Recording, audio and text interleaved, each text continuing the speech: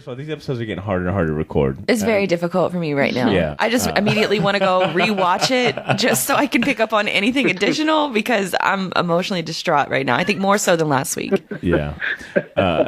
So I just want to welcome everyone to the Short Box Podcast. My name is Bart Milligan. I'm your host, and I'm joined by Blythe Brumley. Hello. So distraught she I'm can't even sorry. say hi. I'm just thinking. I'm like, oh, what are they going to do? And on the call, I've got Edmund Danzart. Yep. And then I've got Ashley Lanny Hoy with us here as well. Hey, how's it going? So I want to once again welcome the Short Box Nation. I want to welcome Game of Thrones diehard fans that are following this special series of episodes that we're doing, as well as new listeners. Man, welcome to the Short Box Podcast. Very special Game of Thrones instant reaction and review episode series. We're now on episode 4. And per the usual, if you haven't watched the episode, spoiler warnings because we're going to get into it this episode. I do want to start off with 2 quick shout-outs, okay? I want to shout out Nick Wagner, who started listening to our series, these Game of Thrones series episodes. He gave us a lot of good praise, so shout out to Nick Wagner. And my sister, Samira, as well. I missed the opportunity to shout her out last episode, and she let it be known. So shout out to Samira. Let me go ahead and start off my usual question, man. How is everyone feeling? What's your instant kind of... I mean, it's probably a unanimous one across the board. But Ashley, how are you feeling after this episode? What are you trying to process right now? I don't know. I feel pretty pumped. Oh my god! God damn it, Ashley! I should have expected that. That is funny. You feel pumped after that? Yeah, I don't know. I'm like ready. I'm like in a good mood. I'm like ready for the battle. It sucks about the dragon, but like I feel good right now. Yo, Sociopath. Ashley, you are so awesome. Ed, what are you processing? What are you processing? Please let it be like a human reaction. I'm kidding. I'm not as excited as Ashley. None of us are. It was kind of a bummer. It was a bummer. A lot of bummer stuff going on, but I'm intrigued to see how this wraps up. Good word. Blythe, what about you? I'm very perplexed right now. I know that we had the big battle of last week, and I know that the last remaining episodes were supposed to get more into the political drama, which is really what Game of Thrones is all about. And I thought I was ready for it, and then I see everybody so happy in the beginning, and then just shit hits the fan, and now I'm just in another whirlwind. You think we would know by now that when things are going too good, it's never going to fucking last. Why do I? And you know what? I think I kind of went in this episode with my hopes like, okay, there's a celebration going on, but it's going... For me, this episode was going a little too slow. I was like, this is actually... I'm starting it to... But it didn't even start good. It started somber with the pyres, the Viking funeral. Yes. And then even at the beginning of the party until Dany gave Gendry the promotion, it started really picking up after that. Yeah. But even at the beginning of that, like where everyone was in the hall was still kind of down. Everyone was kind of down.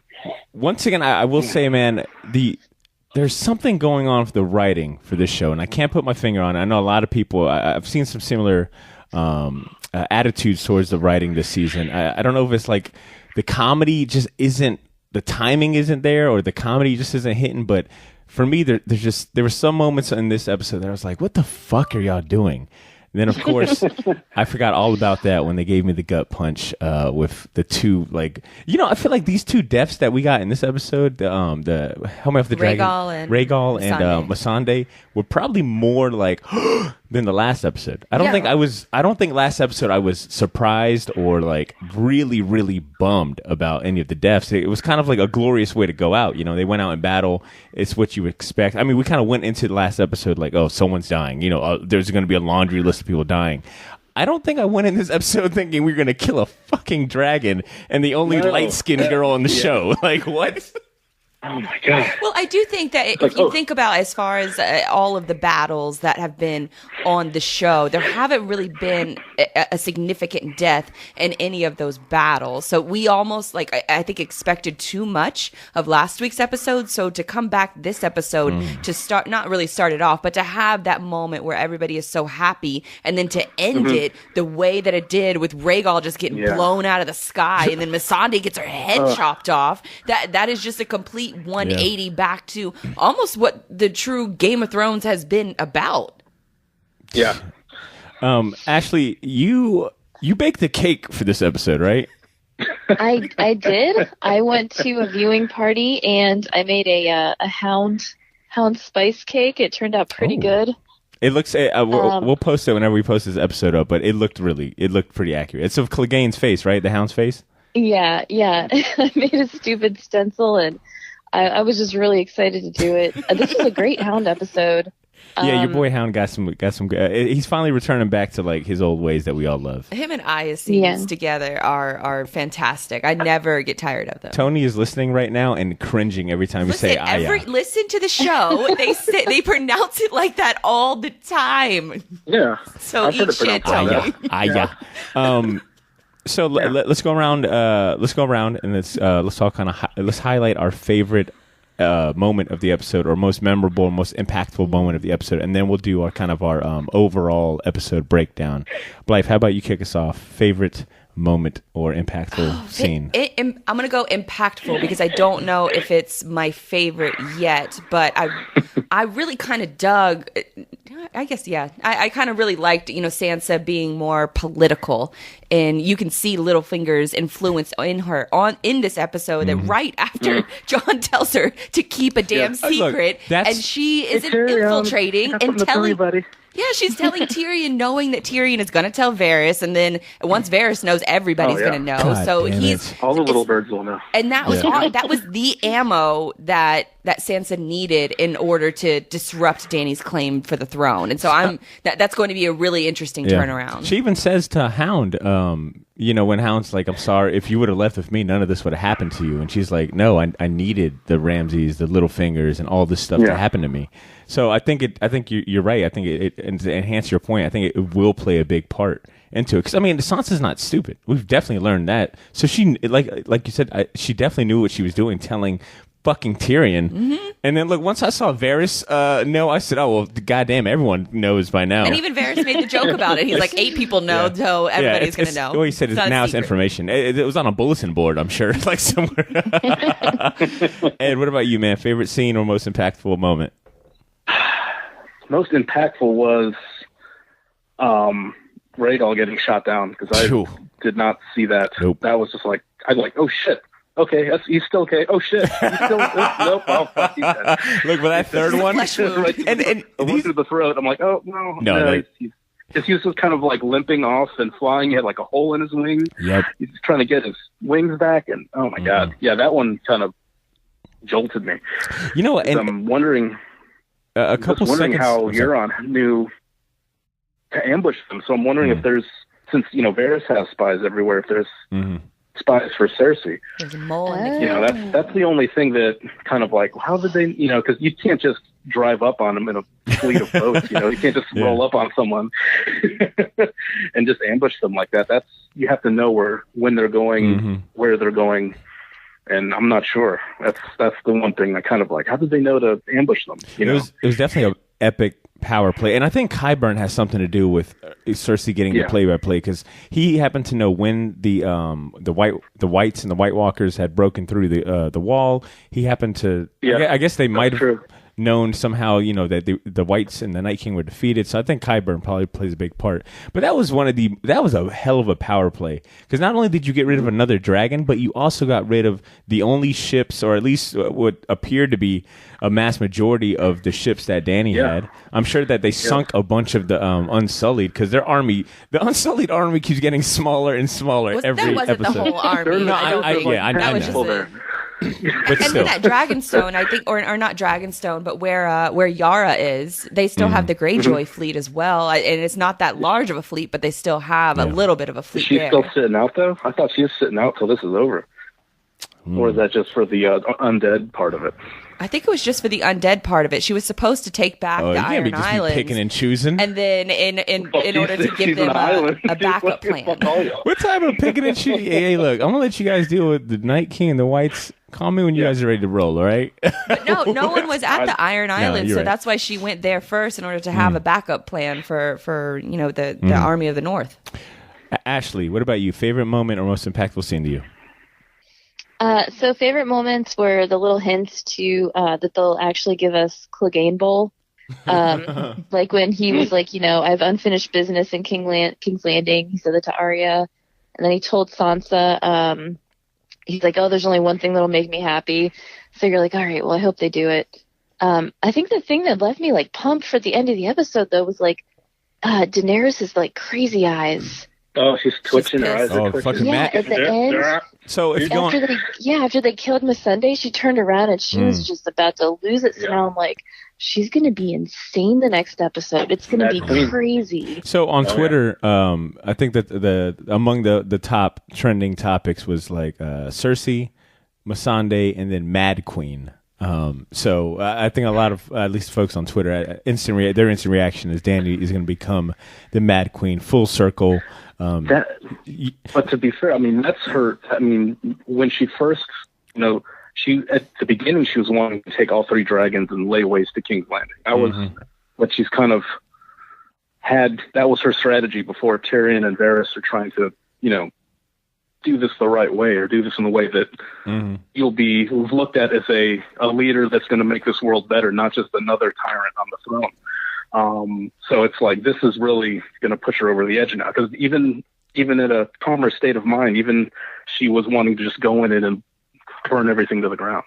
And how about for Missandei, her last words being Dracarys? And it sort of just took me back to when Lady Olenna is giving advice to Dany and telling her, you're a dragon, be a dragon.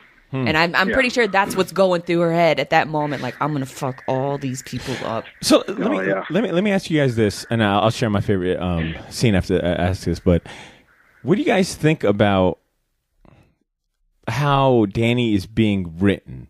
Because this episode, one of the big kind of themes and discussion points that the characters are dealing with, or at least Tyrion and Varys is, we're starting to see Dany make choices that are very similar to her father.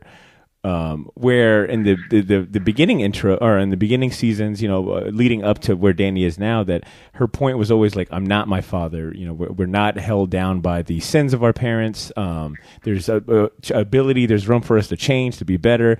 She's a breaker of chains. Like, I just don't know about reverting back or hinting that she's becoming her father. I mean, we spent a lot of time like looking at Dany's like rise to power through compassion and doing the complete opposite of her father. But in this episode, we kind of get this character in this very darker mindset. I mean, what do you guys think about that? Well, she's losing her power, and she's down 2 dragons, 2 of her children, of what she calls. She's lost half of her army. She sees the respect that Jon gets and doesn't ask for it, and she's in a country where she's demanding respect instead of earning it. And you can make an argument that she did earn it by fighting for the North, but you can still see her struggling with losing out on the power of perception, or her perception of power. Edward, it sounded like you had some comments. What was it?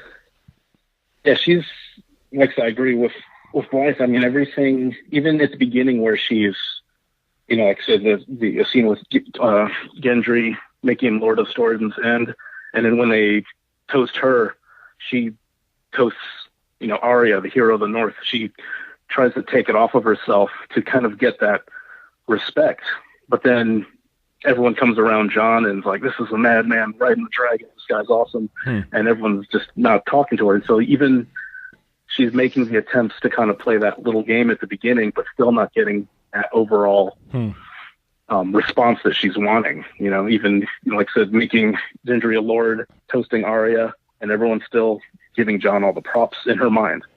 Maybe that's the thing about the Iron, the Game of Thrones, is that you don't win it playing fair. You don't, it's kind of like it's slowly corrupting. It's easy to go ahead and preach all of this until your power your position is like is in danger, I guess, maybe. And now that she sees it like in her sights, that's when you can kind of see that may be possible Targaryen madness coming through now that it's so close, Yeah. She can see herself on the throne now. And now with that revelation, with Jon, and now he's another obstacle, another threat, because he has the true right to the throne. So that's gotta, that's all that stuff together, And then with that final scene and her eyes twitching and stuff. It's not going to be good. That's what I was thinking. Like she's so close. Mm-hmm. She's literally so close. She's been working so long for this, and then she's almost there, and then finds out that she's not actually the rightful heir. I think she is starting to kind of lose it a little bit. And everyone's second guessing her strategy. Yeah, like, good point. Sansa's like, the soldiers need to rest. Varys is like, you don't want to kill innocent people. You don't want to destroy King's Landing. It's, the symbol of the seven, so it's, it's pretty. So this is like this is like the third time that I can recount that we've heard this strategy being promoted. Let's wait it out. They can't. I mean, it happened with Ramsay and Stannis. Ramsay was told, by who was his father? Roose Bolton. Thank you so much, Roose Bolton. Roose Bolton was telling Ramsay, "Hey, we waited out. Winter's coming. Stannis' army isn't built for it. They'll die out." Of course, it works out in Ramsay's favor to sneak out and burn their hideout and stuff. But it doesn't seem to work for the good guys, such as Jon Snow. And when he fought Ramsay at the Battle of the Bastards, the advice was, let him come to you. Let's not do anything hasty. Of course, Ramsay ends up, killing his brother to draw him out. And I feel like we're seeing that again. Once again, Varys and everyone else, Dany, let's wait it out.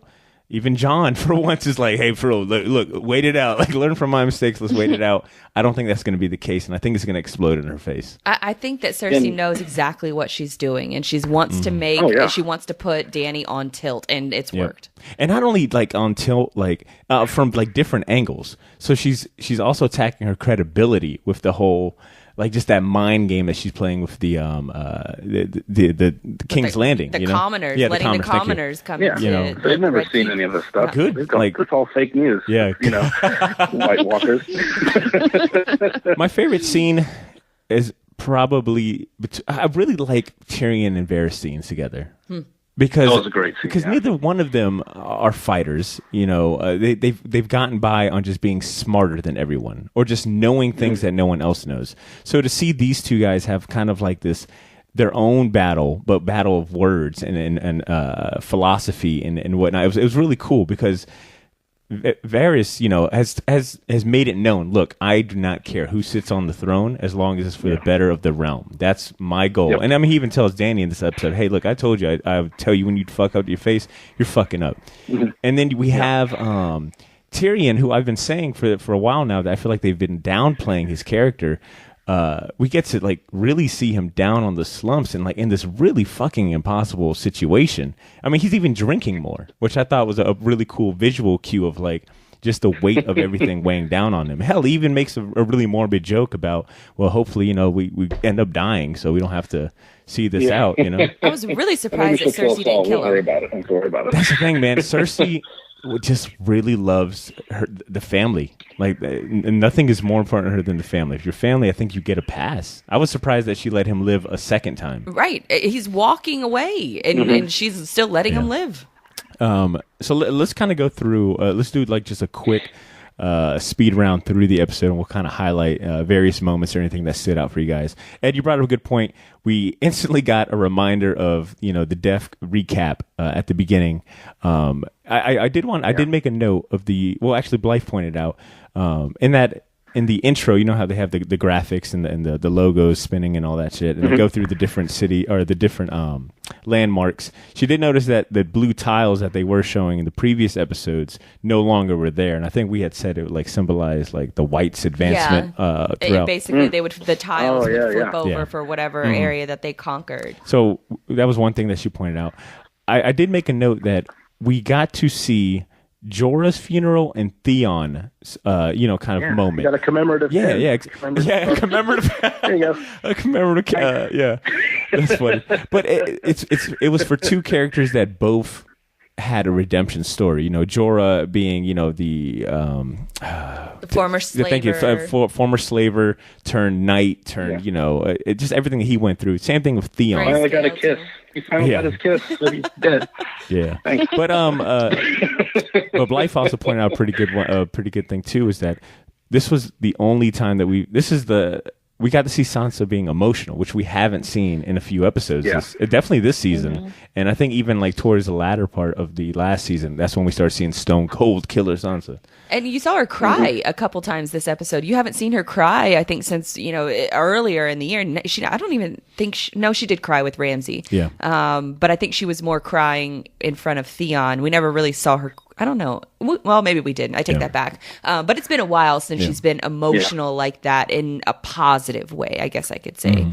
But yeah, that was that emotion. And then also you could see, I don't know if she was that emotional in her scene with Tyrion, or she was maybe playing it up to have Tyrion almost ask her what was going on. But then he does go to walk away, and she calls him back and ultimately probably. Yeah, she's like, wait, I have a secret that I cannot keep to myself. You got to hear this shit. Like, and why did they not show them finding out?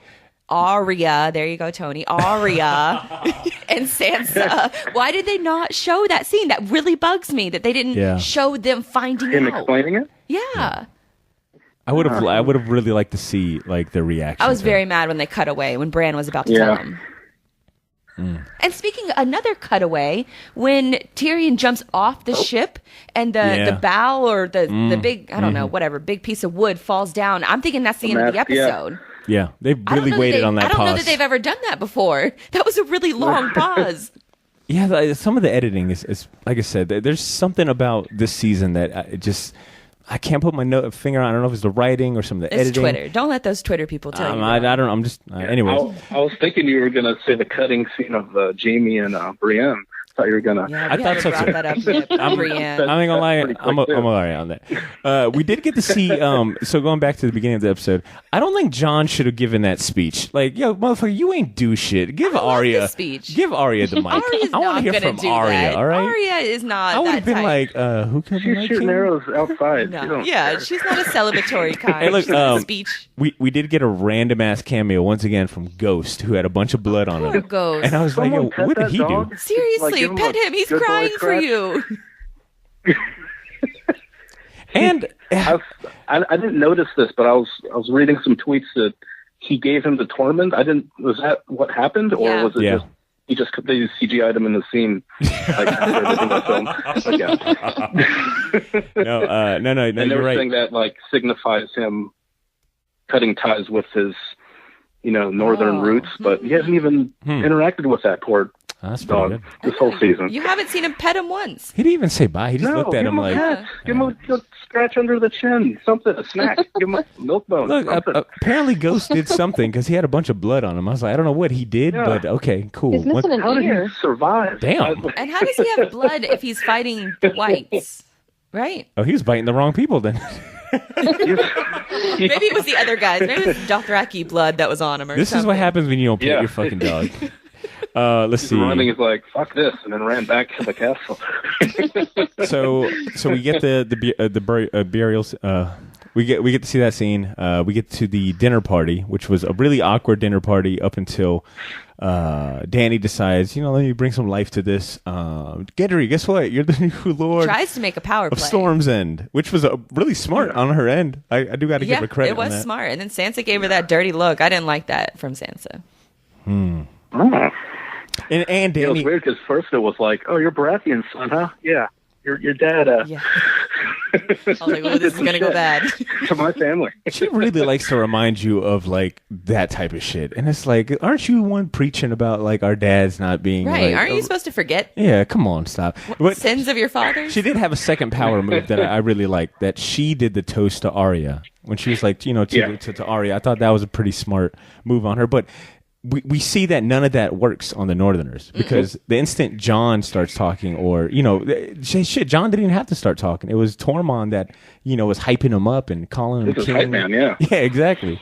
Well, I mean, even in that scene in the Godswoods, you have Aya telling them she's not one of us, talking about Dany. And so she's never, even after everything that Dany's given them, she's never going to be accepted. Yeah. Yeah. It was... watching John have to take that compliment while Dany just watches like, oh, you mother. It was like, I was like, damn, I've been in that. Like, where your boys are talking some shit about you in front of your girl, and you're like, yo, you know what's going on in front of the girl, so you'll appreciate it. Let's see. We also get the reunion of Sansa and the Hound, which I thought was really good. It was just a deeper dive into like who Sansa is now and what she's capable of doing. Anything stand out to you guys before I keep moving on? Ashley, was anything from those scenes, the dinner scene, that stood out to you? I mean, it was just really entertaining. The Hound does not know how to talk to women at all. But here's the thing about the Hound. I mean, Blythe made a joke like, I wonder if he's a virgin too. Like how we're talking to Brienne about it. But I feel like that the Hound's MO just doesn't involve. I think either I'm not gonna say he's scared of women, but I don't think that he even bothers to.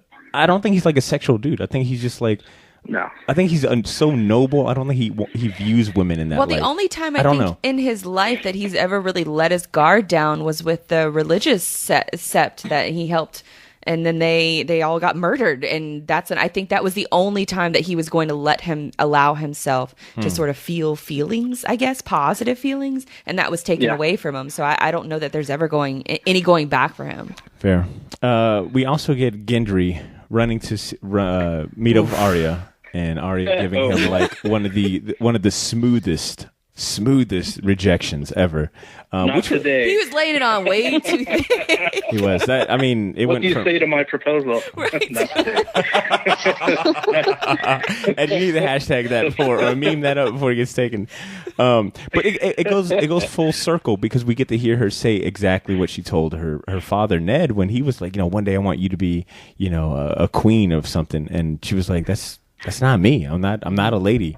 So that was kind of cool to see that, despite everything, Arya is still like very keen on being her own person, even if that involves being like a fucking badass assassin. Just her and the Hound just live almost happily ever after. I don't even know if even in a romantic way, but just a buddy roaming, no calling any place home kind of way. So let me jump just a little bit, but where do you guys think that she goes, or do you guys have any predictions as far as what she does next? Because the last we see of her is riding off of the Hound. He says, I've got unfinished business, which we're, what Ashley's dubbing the Clegane Bowl. They're both going to King's Landing. Up. But who do you think that she's targeting? Cersei. Cersei? Okay. Yeah, absolutely. I was trying to think of who else is on her list. I mean, Cersei and Jamie's face and kill her. How do you like that? How do you like that theory? Wait, who? Wait, say it again. That's pretty good. Wait, what's the theory? Have you done that in a while? Not since the phrase, I don't think. Wait, what's the rumor or what was it you said? Oh, she's going to use their faces to. Got it. Going to wear Jamie's face and kill Cersei. What does she need Jamie's face though?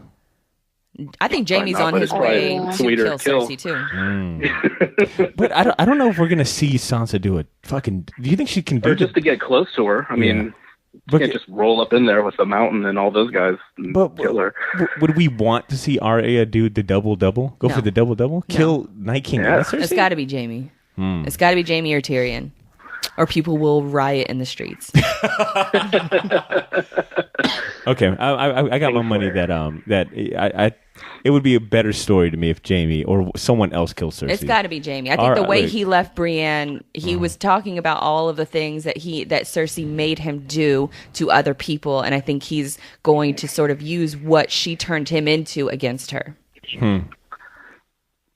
And speaking about Jamie, he pulled off the old it's getting hot in here move. I said, look at him. Yeah. Oh, man, my shirt. I'm having trouble with it. That's a good move. I'm going to try that. Yeah, but he can saddle up a horse, no problem. Can't take off his damn shirt. Yeah, these buttons are so troublesome. So, Dany, drawstring on my sack. we also get the scene where Dany runs, into John's room, asks him, are you drunk? They have that conversation. She asks him to, swear, Sam and his brother to secrecy, and it made me think about the combo that she was having with Sansa, I believe in episode 2. Where Sansa is like, he's in love with you, and he's a boy. Essentially, he's a boy. He's He's gonna make dumb decisions. He's gonna make dumb decisions. A part of me was like, I wonder if Dany went in there with the intention of like, I'm gonna seduce him a little bit. Hopefully, you don't remember I'm his aunt, and then I'm gonna ask him. Little sexy aunt. Yeah, the old sexy aunt angle. I see. It's okay. We're Targaryens. This is what we do. I don't know, but maybe it was because Jon maybe had a few drinks, but that was the first like actual kiss that it looked like they had some chemistry. Fair. Does anyone else think that her ask for him to the secrecy route to get Bran and Sam to go be sworn to secrecy? Does anyone think it might have been manipulative or desperation? Sure. Desperation. Okay. She doesn't want anyone to know he's the true heir to the throne. This is the game, man. Yeah. Let's see what else we got here. You play or you die. Apparently. Cersei said. Another callback to Cersei. And Blythe made a good point about all of this drama with Dany and Jon and the rightful heir. Jon didn't. Once again, it goes back to when Jon had told Cersei the truth about, look, I bent my knee to Dany already. I can't make you this promise. Right. And Tyrion's like, you don't have to fucking tell the truth all the time, man. Like, pick and choose, like, the right time. I thought this was another moment where I was like, Jon, she does have a point. You don't need to tell anyone. But that's not who he is. I know. And she knows that. I know. But But I think me and you have been yelling at the TV for the past 4 episodes, like, why can't they rule together? Why can't they rule together? And even Varys says, look, she's too hot-headed. She's too strong-headed, whatever he does say. But, I believe you said something during their talk is, Dany it leaves no room for compromise. Right. It's like either my way or it's nothing. And even Varys tried to make a comment that, or I think it was maybe Tyrion that said, well, he knows how to calm her worst tendencies. And clearly not. Like, she's very difficult with negotiations, but in this episode, she lost a hell of a lot. Over the past few episodes, like, she's been built up for seasons, and over the past 2 episodes, she has lost damn near everything. Yeah. And what is it? Twitter likes to say she's throwing a 3-1 dragon lead. She's like, this is an unstoppable force. Wait, time out. Nothing. She's got like 10 Unsullied and a hurt dragon. Hold up. Blake just said that Dany is throwing a 3-1 dragon lead? Yeah. That's funny as shit. I'd steal it from if you noticed, so the next thing we see is Dany in the war room kind of planning out, hey, King's Landing, we need to kind of hold up. If you notice, it was only like half of the motherfuckers in there this time in the war room. Because they were like, look, last time I had a bunch of y'all in here, we planned poorly. That was a shitty plan. Yeah, this one, slim. But I did take a note of when Dany leaves and Arya looks at Jon, we need a word. Like, something tells me the Stark sisters, I think they come out on top. It's just like, who's a deadlier combo than Sansa and Arya? Arya that is a lethal combo. She gave a look. When they're standing around the map table, she gave that look to Sansa. Like, just say the word, Sansa, say the word, and I'll cut this bitch. Did anyone else get anything from that war room scene, or even when they go in the God's Wood and Jon decides to open his big fucking mouth? Look, even Bran was looking at him like, look, man, it's your choice. If you want me to tell him, I'll tell him. I'm not saying nothing. I did my part. I don't know what else I'm supposed to do here. Like, honestly, Jon could have waited on that. I know it's against his nature, but if Bran is telling you it's your choice, and Sam was leaving, he left. Like, ideally, no one could have had it known. But in that situation, if you're Jon and you're having a secret Stark meeting in the God's Woods, I mean, how can you not confess at that moment? Following that, we get the scene with Jaime, Tyrion, and who else shows up? Fucking Bronn. Oh, that was really weird. I do gotta say, okay, weird.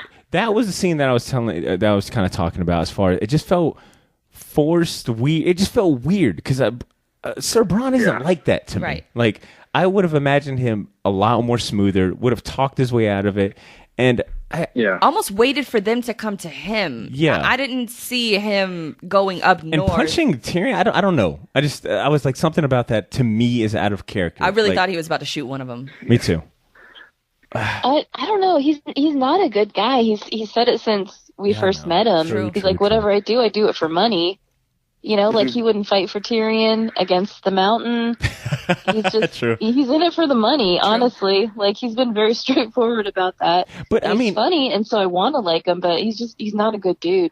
I thought that when he tells Tyrion only death will shut you up, I thought that was I noted that down as like possible foreshadowing, and which I thought was going to be executed this episode because Tyrion had 2 scenes where you're like, oh shit, this might be it. I mean, when he gets hit, you know, when he jumps into the water, and when he walks up to Cersei. Yeah. So, but that seemed to me with Bronn was just weird. I mean, if he gets high guarded, good for him. But it just felt like I got a shell of the character, like a very fast forwarded. Like, hey, Bronn's here. You guys remember that plot line? All right, we got it wrapped up. Moving on. Yeah, I'll be back at the end. Maybe I'll come back later. And then, of course, next up is the Arya and Hound scene. I would like to see a buddy cop movie with just them 2. I think that would be really awesome. Yeah. Ashley, how do you feel about what do you think is gonna happen with this Clegane Bowl? I mean, with you know how Game of Thrones is with leading you to believe, you know, when good moments happen, it usually follow by some shitty moments. I mean, you feeling pretty confident how it comes up on top on this Clegane Bowl? So I made my good luck cake, and so far so good. So the thing that gives me hope is that he said, I'm going down to King's Landing. I don't have plans to come back. So that makes me feel good because the first time that the character says, I'll be back, then you're like, they're going to die. True. You know what I mean? So just like Missandei and Grey Worm made their retirement plan, like I knew one of them was going to die. So as soon as he's like, yeah, I'm not coming back here, then it's like, okay, well, you know, he'll probably make it. So you think Hound was like, I'm going to reverse psychology this shit and tell you guys? Yeah. He knows the rules. Good. Smart ass dude. It is kind of that is a really good theory because when you think about a lot of the major characters, all the characters who have been ready to die haven't died. Like Jon, famously, you know, Battle of the Bastards, he got brought back after dying. And then even Aya in last week's episode, she was ready to die too, but all lived. So I felt like the first half of this episode was, you know, in episode 2, we got to see this is how these characters prepare for war and the inevitable doom. Then of course episode 3 was the actual battle, and then this episode, at least the beginning, felt like, okay, this is how they celebrate. You know, they drink, they make love. We end up finding out that Sam's going to be a daddy. Like it just felt like, okay, this is how this chapter ends for a lot of people, which I'm kind of iffy about how some of these characters get wrapped up, but I was happy to like that Sam and Jon kind of had their moment. Do you guys think that Sam's coming back? Where is he going? I think he's staying in Winterfell. I don't know if it was. He was leaving. I thought it was Jon leaving, and so Jon was saying goodbye to Sam, and Sam and Gilly are going to stay there. Okay. That's what I got from the scene. Okay, I might have missed that part. I might have missed something though too. I usually it takes a few rewatches. Yeah. So let's see. We know Varys knows the secret, which means everybody knows. But is anyone cautious about Varys pulling the gun or making any brash decision? Because he seems very adamant about, look, I'm going to do what I'm going to do.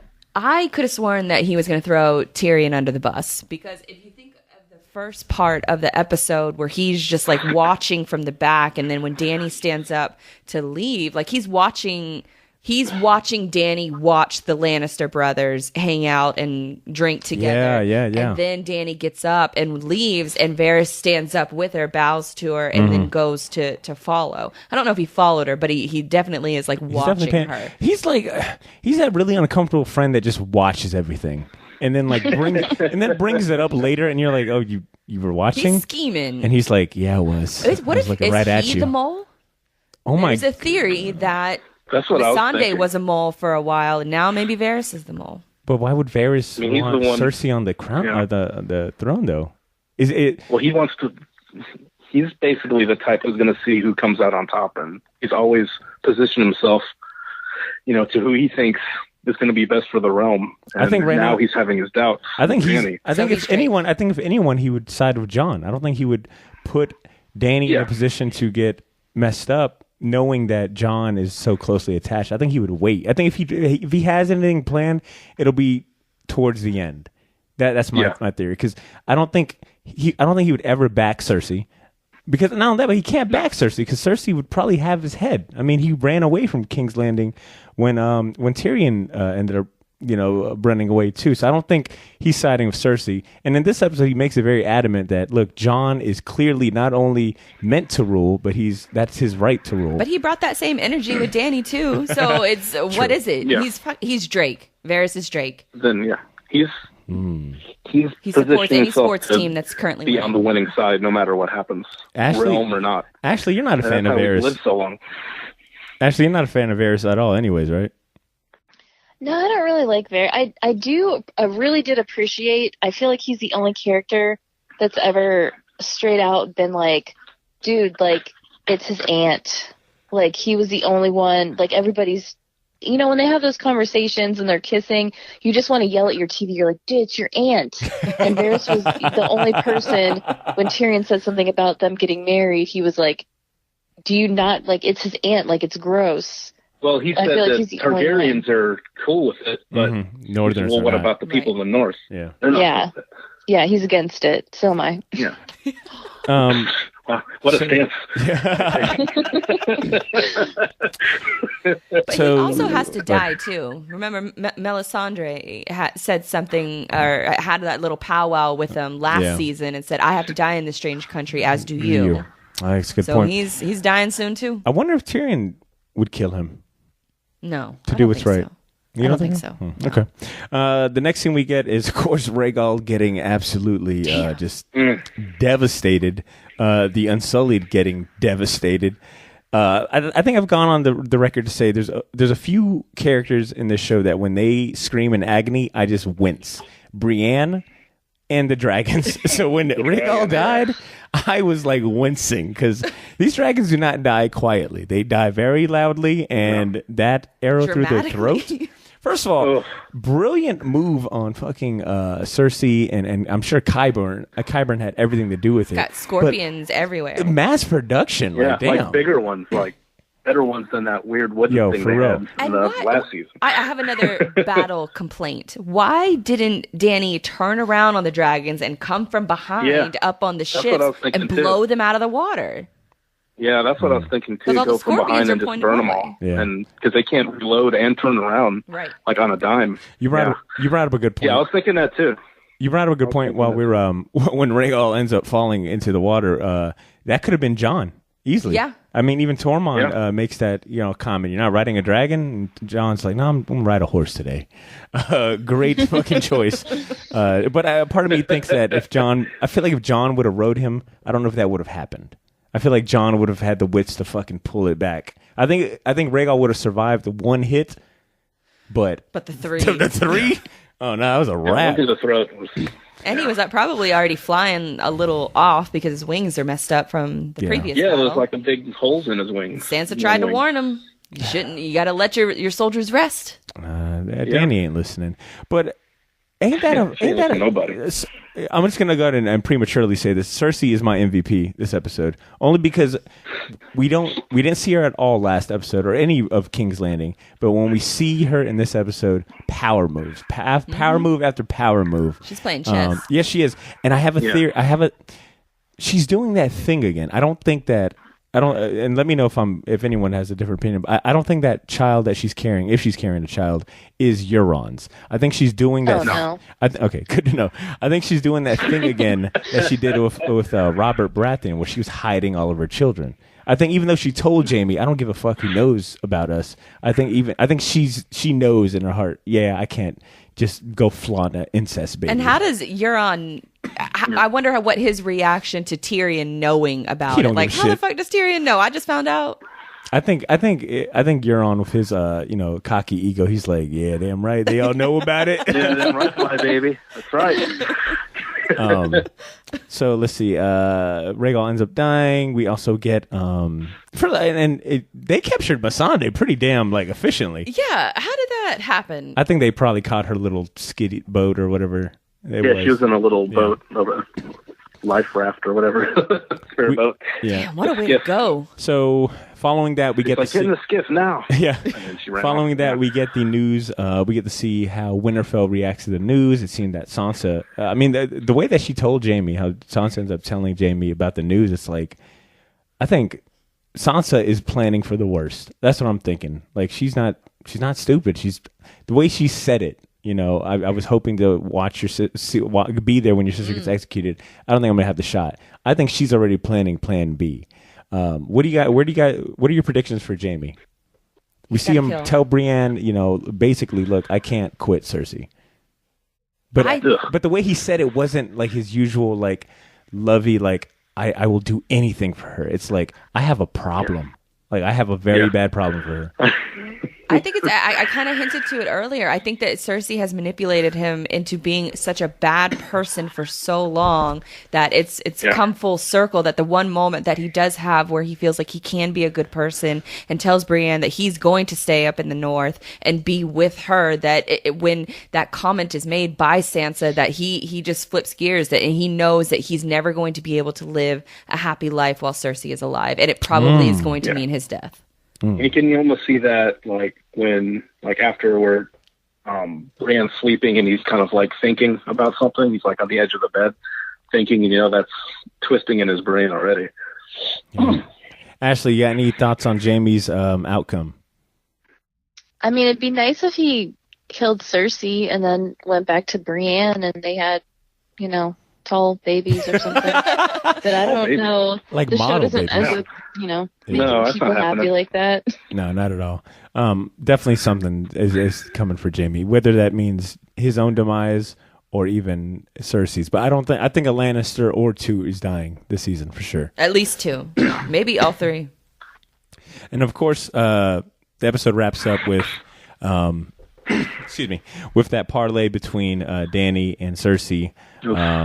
And ending with Missandei's death, and I'll let you guys kind of go into how that made you guys feel. But I think, Blythe, you said it at the beginning of this episode, but that moment to me was it. That was okay. No more shits and giggles. Like Tyrion to me represented that last sense of like opportunity, of like peace and like logic, where it's like, look.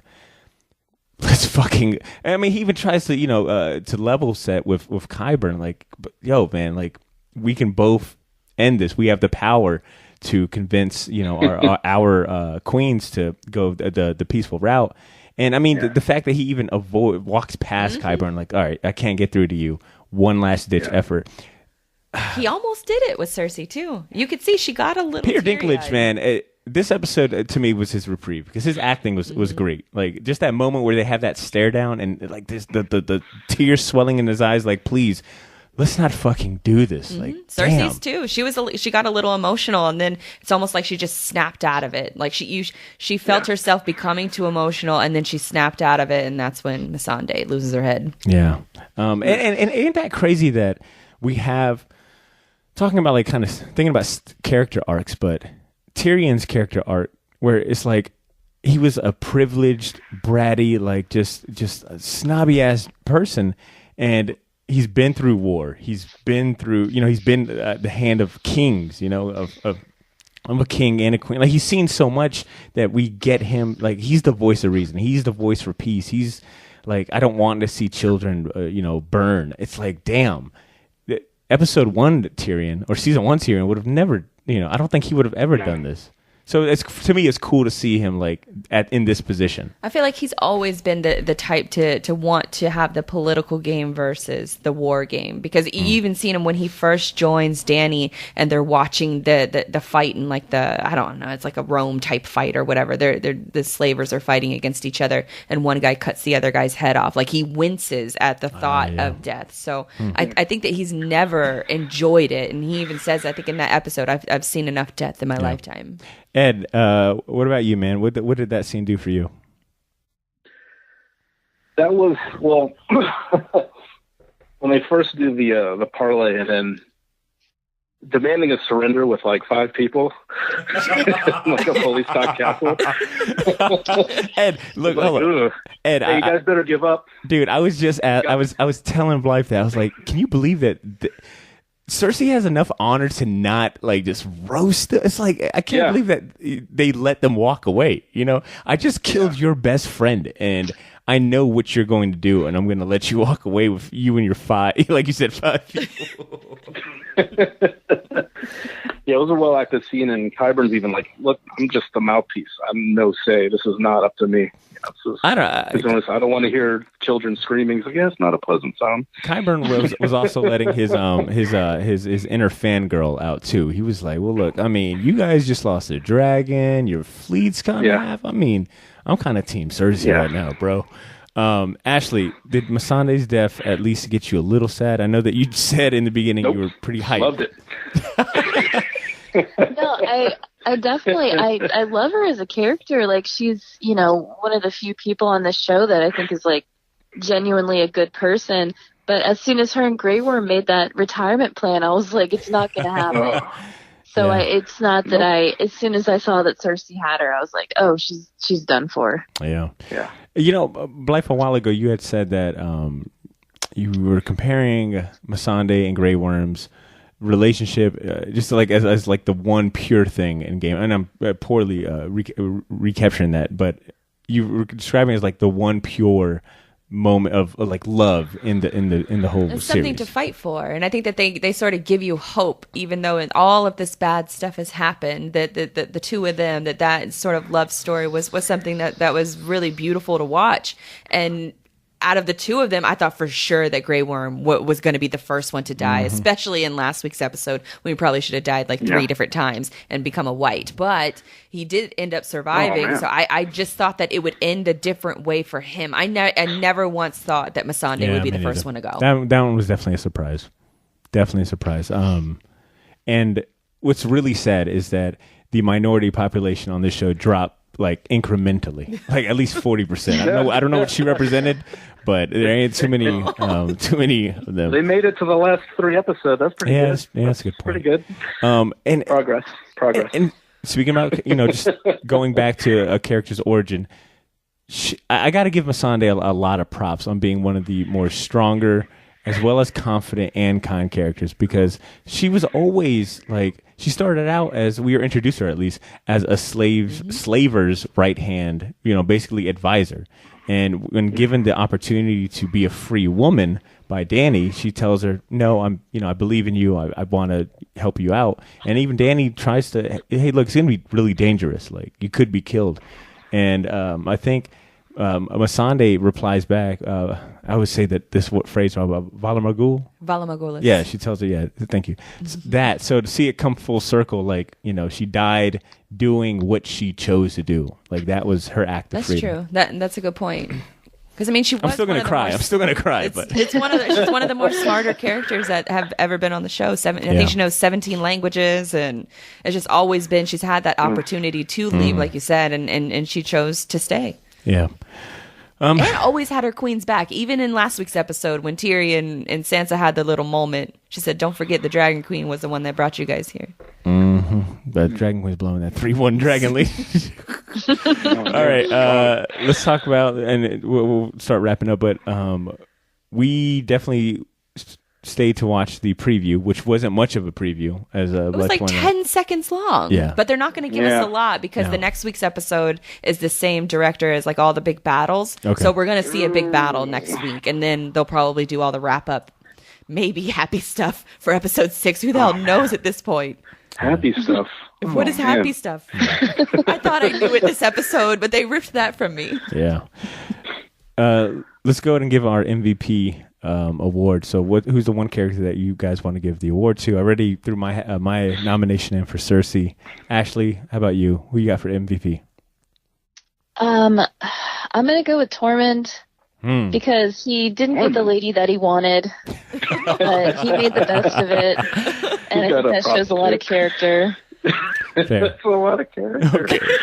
Getting a prostitute? He let at a Jamie Winterfell Halberd. Rager? That's okay. Ed, what about you, man? Who you got for who's your MVP? I thought Varys was really strong in this, and he's probably my MVP. Cool. I thought that scene, like you said, that scene with Tyrion was like my number 2 after the shock of the death of the dragon. But like a lot of good points, and you're okay. And like I said, he's a character I've always liked, because he's playing the game in his own way, and always, and like, so we're going to see what he's going to do, because it almost sounded like he was going to either, I don't know, poison. I don't know. It sounded like he was going to get Dany out of the equation if he had to. He's definitely plotting whether it's going to be using little kids again, but he's already got a plan in motion. Fair point. Thank you, Ed. Life MVP. I was going to go Sansa just because of her little finger move. Little finger move. That's a double negative there. But I'm going to go Tyrion because people have been complaining about Tyrion and his lack of screen time, I guess the lack of writing. But it is to counterpoint a lot of people's complaints about the writing. I thought this is Tyrion's best episode in a couple seasons. His true character sort of came out. You saw him drinking with his brother, having fun at the celebration after the battle at Winterfell, and then you see him get this crazy news from Sansa, and he's trying to have a heart-to-heart with Sansa in order to get her to stop butting heads with Dany, and then he's trying to legitimately fight for his queen, and a lot of people have said Tyrion is going to be the one that turns, the one that betrays them. So maybe next episode he's the one that just betrays everyone. But this is the episode that he really was going to bat for Dany, and he was going to bat for Dany against a lot of people. And True. I mean, that's what you want in your hand. That's a good one. That's a damn good nomination. He was my runner-up, but okay. I want to go and say, man, let's go ahead and end this episode. I think we all need kind of this chance to really absorb the episode, maybe even rewatch it. Ed or Ashley, do you guys ever immediately rewatch it after we're done recording? I know Blythe ends up staying up till damn 4 o'clock in the morning watching it. But do you guys rewatch it immediately? No, I can't.